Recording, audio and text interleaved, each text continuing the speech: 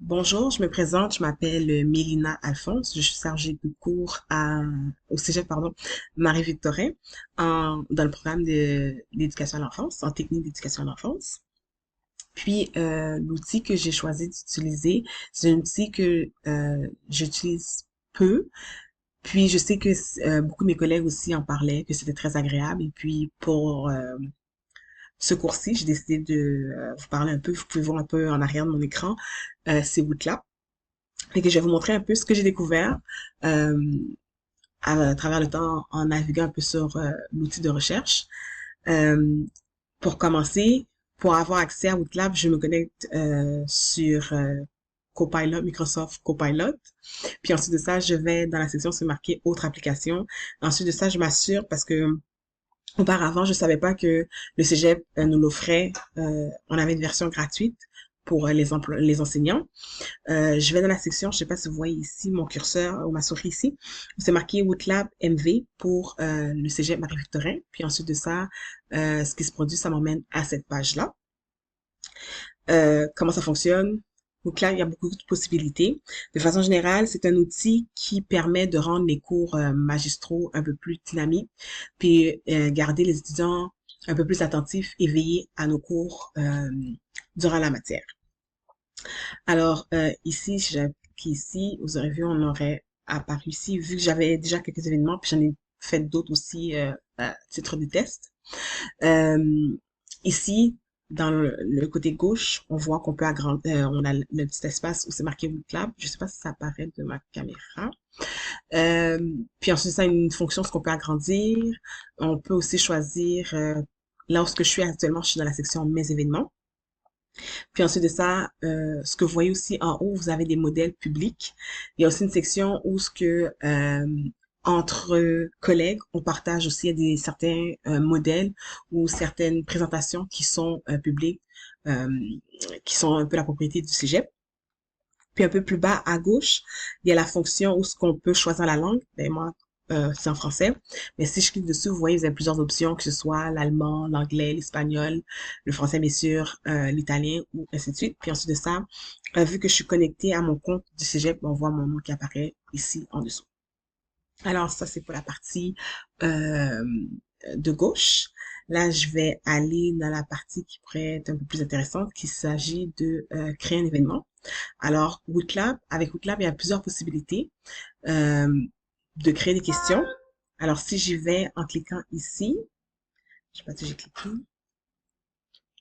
Par exemple, je crée un nouvel événement. Euh, il y a possibilité euh, d'avoir plusieurs types de questions qu'on peut poser. Si on clique ici, vous voyez, il y a le centre d'aide à l'intelligence artificielle. Si vous cherchez une inspiration, quel type de questions que je pourrais poser aux étudiants pour qu'ils puissent répondre à telle ou telle question. Il y a aussi la partie où il y a les questions à choix multiples, les sondages. Si vous voulez avoir un vote par rapport à ça. Ce que j'utilisais souvent, c'est souvent les nuages de mots. Puis pourquoi j'utilisais souvent ça, c'est parce qu'en fait, vu que comme vous le voyez la couleur, plus il y a de monde qui écrivent un mot, un peu comme Mentimeter et d'autres fonctions, plus il y a de monde qui écrit ce mot-là, plus le mot devient gros, il grossit, puis des fois aussi il change de couleur.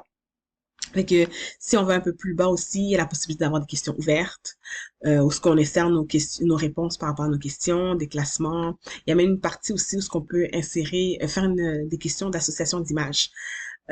Pourquoi je vais avec l'association d'images? Ce qu'il faut comprendre par rapport à ça, c'est que avec CodeClap, il y a beaucoup plus d'options, ce que tous les cours, disons, tous les programmes pourraient faire affaire avec CodeClap parce que il y a autant aussi une section ce qui vous donne des exemples pour les sciences humaines, la gestion, euh, les arts de façon générale aussi.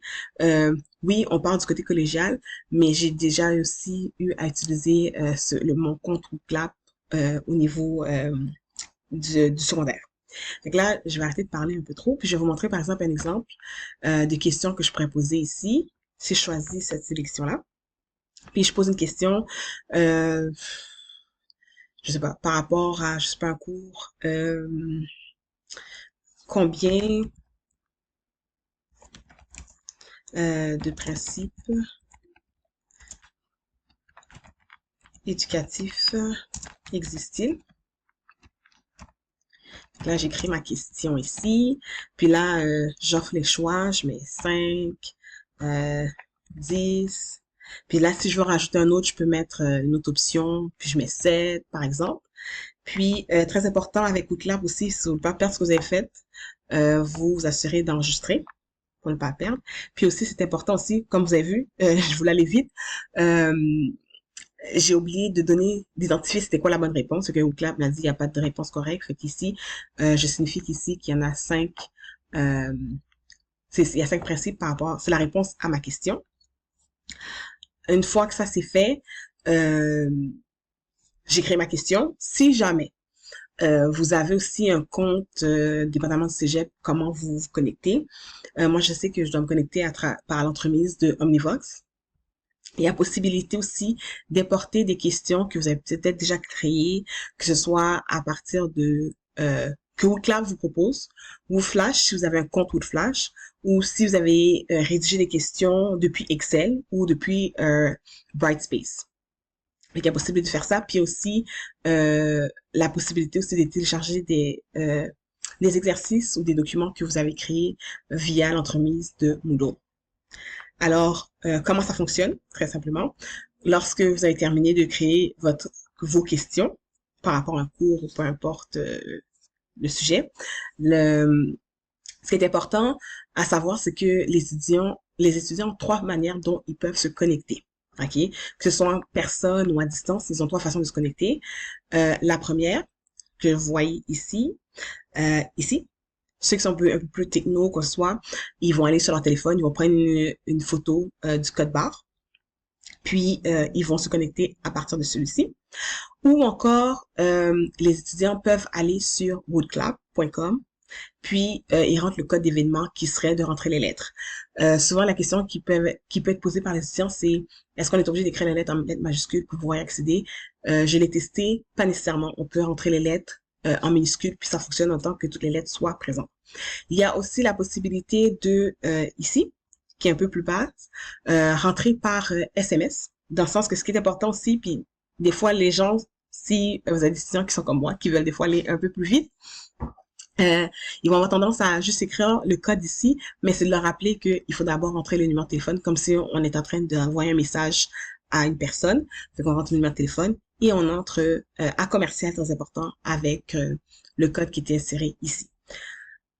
D'accord pour cette partie-là?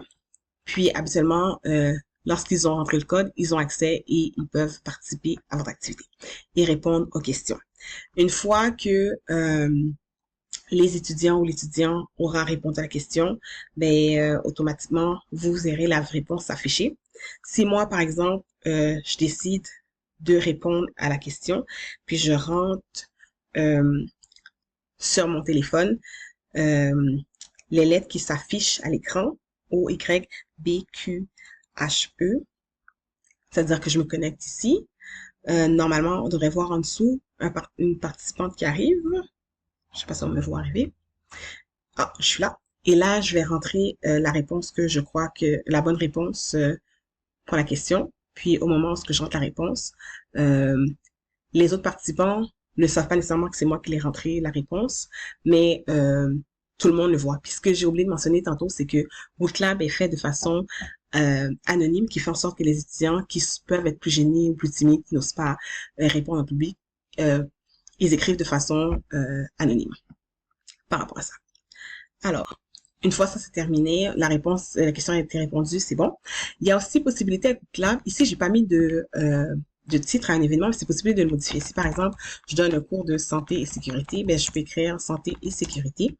Et les codes que Woodclub offre sont des codes uniques, mais vous avez la possibilité de le modifier. Si par exemple, je donne le cours de santé et sécurité, mais je veux que l'étudiant puisse revenir là-dessus puis travailler encore sur un exercice qu'on a fait en classe ou peu importe, il y a la possibilité que moi, je donne un titre, que je donne un autre code à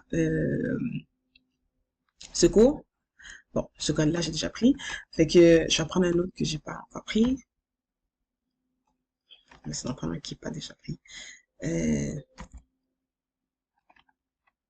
Bon, Je pense avoir testé, j'en ai trouvé plein. Alors, il y a possibilité de vous-même modifier le code qui fait en sorte qu'à chaque fois, vous créez des questions dans votre événement, mais ce code-là apparaît à chaque fois, puis les étudiants savent reprendre le même code et insérer leur réponse aux besoins. Et il y a une partie aussi où ce que ici, vous pouvez projeter dans le mur, par exemple, si, pardon, des questions que les étudiants se posent, il y a des messages, ainsi de suite. Ça reporte parce que j'ai modifié le code. S'il y a des likes qui se font pendant l'activité ou s'il y a des images, ben, vous avez possibilité de sélectionner puis donner accès aux étudiants.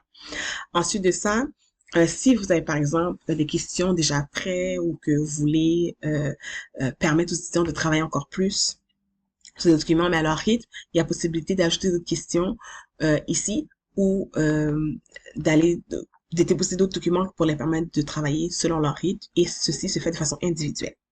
Alors, vous allez peut-être vous demander, mais là, ça se fait individuel, comment je peux savoir s'ils ont compris ou ils n'ont pas compris? Alors, je vous montre comment on fait ça. On a été dans la barre d'outils où c'est écrit paramètres et dans la partie paramètres présentation, si je veux ajouter par exemple un PowerPoint, je vais télécharger mon PowerPoint, je vais l'installer ici. Puis, c'est important parce que celui-là, à chaque fois que vous vous connectez, il va pas tout le temps apparaître, mais si pendant que vous faites un exercice, vous voulez permettre aux étudiants de vous poser des questions ou de vous dire je suis perdu, mais vous, normalement, vous avez accès, pas le reste. L'authentification, il y a possibilité d'identifier l'événement comme je l'avais fait précédemment, mais là j'ai modifié. Fait, pardon, pseudo de participation, de participants, vous pouvez le mettre aussi à votre guise, c'est à vous de voir comment vous voulez fonctionner par rapport à ça.